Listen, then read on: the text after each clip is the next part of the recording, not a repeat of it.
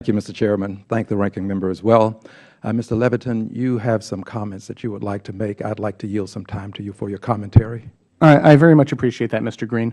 I think it's important to understand FDIC insurance a little better than the gentleman from New Mexico was discussing. There are, I think, around 3 financial institutions in the United States, 3 depositories that do not have FDIC insurance.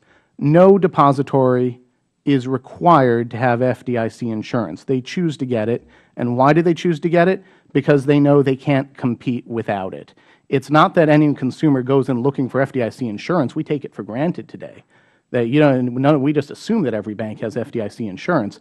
But there are all kinds of regulations that support the existence of our financial services industry in its current state. And I think that you deeply misunderstand what I was saying in my testimony, and I hope that misunderstanding is being corrected. Beyond that, I think it's just offensive to throw at me characterizations about being an elitist or something when you know absolutely nothing about where I'm from or my background. And I'd appreciate it if I would be treated with courtesy when I testify here. Thank you. Thank you, sir. Permit me, if I may, at this time, Mr. Chairman, to introduce, with unanimous consent, testimony of Mr. Hillary Shelton. This is what he would say if given the opportunity to present testimony. He represents the NAACP. May I ask unanimous consent to present this? And without objection. Record.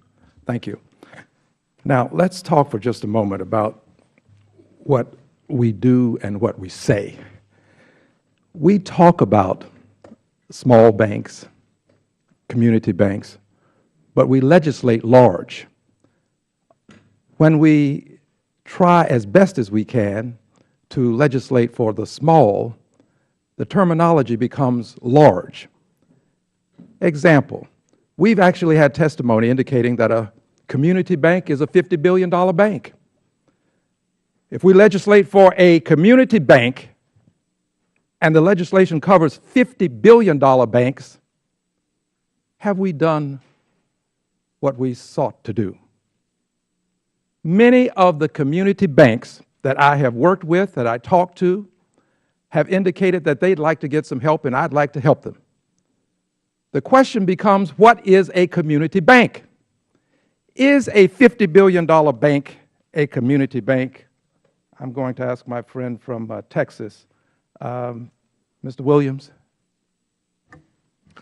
Congressman, it's very difficult to define a community bank. I will withdraw my question. Okay. Let me go on.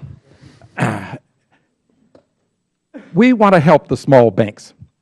More than 90% of the banks in this country have assets of under $1 billion, $1 billion or under, 90% or more. And we'd like to help that 90%, or we'd like to move it up to a higher amount.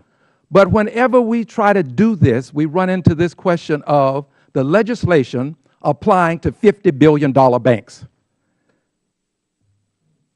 Very difficult to perceive of legislating to cover $50 billion banks under the guise of helping small banks. That's a difficult lift. So I'd like to help the small banks, but whenever we get to a definition, we can't seem to find one. So let me ask you, Mr. Fenderson, is a $50 billion bank a community bank? A $50 billion bank that has the sensitivity of its community.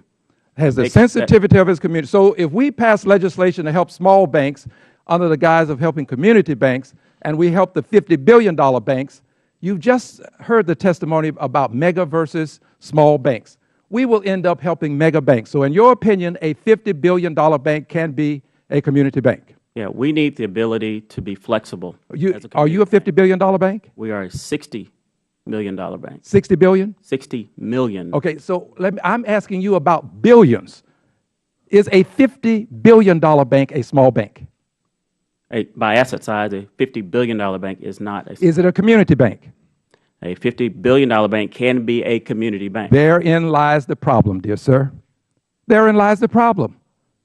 If we want to help you and the $60 million banks and the $1 billion banks and the banks under $10 billion, and we legislate such that we cover $50 billion banks, why don't we just repeal Dodd-Frank?